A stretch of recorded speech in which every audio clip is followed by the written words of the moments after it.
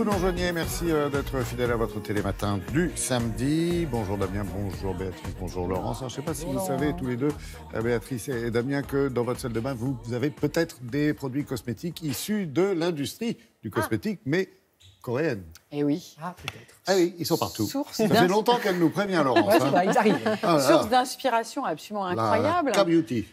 Exactement, K pour Korean Beauty, c'est bien de le dire, parce que c'est vraiment l'expression presque consacrée maintenant dans le monde de la cosmétique, mais presque pour tout le monde, parce qu'on en a fait un argument marketing. Pourquoi j'en parle? Actualité récente. C'est les précurseurs en général, vous me l'avez répété 50 Il y a ça, fois. et puis actualité récente, c'est la présence du président Moon, qui, comme vous le savez, est le président de la Corée du Sud, qui a été reçu par le président Macron. Et vous savez que dans la cohorte d'un président, il y a des entrepreneurs. Et c'est la deuxième fois que plus d'une vingtaine d'entrepreneurs coréens ont choisi de faire le pas et de venir en Europe. Il n'y aura que Paris et Prague pour venir se présenter à un marché où franchement il y a de quoi faire et du business, parce que quand on regarde le chiffre de la croissance des exportations des produits coréens en France, ça fait quand même plus que sourire au pays du matin calme, puisqu'on dépasse les 48% de croissance. Donc c'est vous dire à quel point il y a un effet. Alors qu'est-ce qu'elles ont de si épatant, étonnant et intéressant, ces coréennes? Effectivement, précurseurs. On va leur poser la question. Regardez ce qui caractérise la femme coréenne. Je vous donne un indice déjà. La femme. Infidélité. Ah bon? Ouais. À une marque. Ah.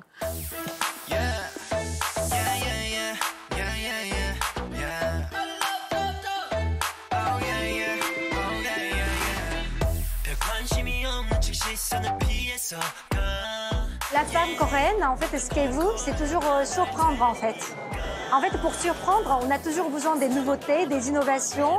On n'aime pas utiliser les mêmes cosmétiques, ou les mêmes ingrédients que les autres femmes. Donc c'est pour ça, en fait, les marques sont toujours en train de renouvellement des produits, des ingrédients et des technologies.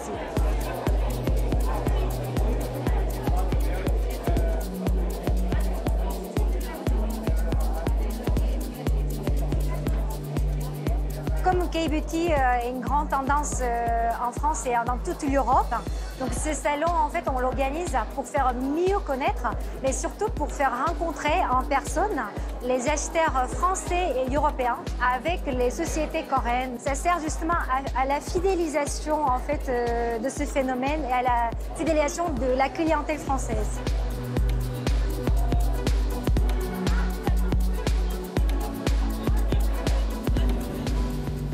Les grandes tendances à retenir, donc c'est l'appareil pour le cours.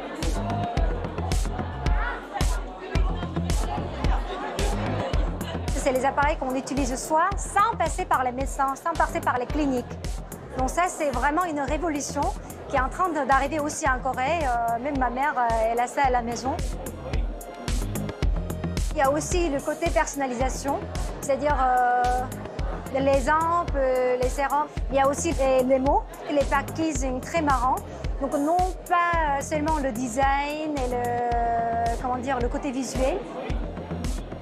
On a ici une société qui met les produits dans une sorte de bento. Donc on a l'impression de faire importer d'une salade pour aller pique-niquer quelque part.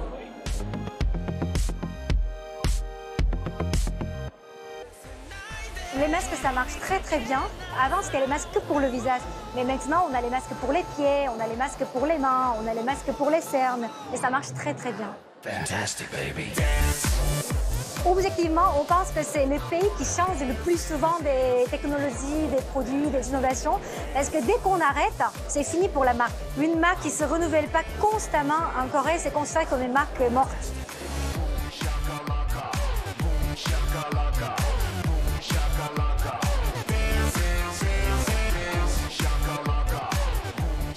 Voilà, vous en avez profité, Laurence, pour faire votre petit marché. Un petit marché pour montrer à quel point elle joue de l'infidélité aux marques et surtout de l'envie de surprise. Surprise avec du pudding colorant pour cheveux, des masques qu'on voit déjà un peu arriver chez nous, qu'on met sur le visage pour réhydrater en forme de panda, de lion. Qui est dans la cuisine. Et puis aussi de la technologie, parce que il y a de l'amusement, mais il y a beaucoup d'innovation, de recherche, de technologie, des masques avec des points particuliers d'hydratation. Donc ça reste une terre vraiment éléments d'inspiration. À nous de bien regarder sur les étiquettes pour savoir ce que l'on achète. Et pourquoi pas aussi penser un peu plus cocorico, quoi. Parce que voilà, c'est pas mal, hein. On croirait que c'est une salade et en fait c'est des masques. On dirait des sachets de graines. Oui, mais ils utilisent les actifs issus des pour l'apéro. Merci Laurence.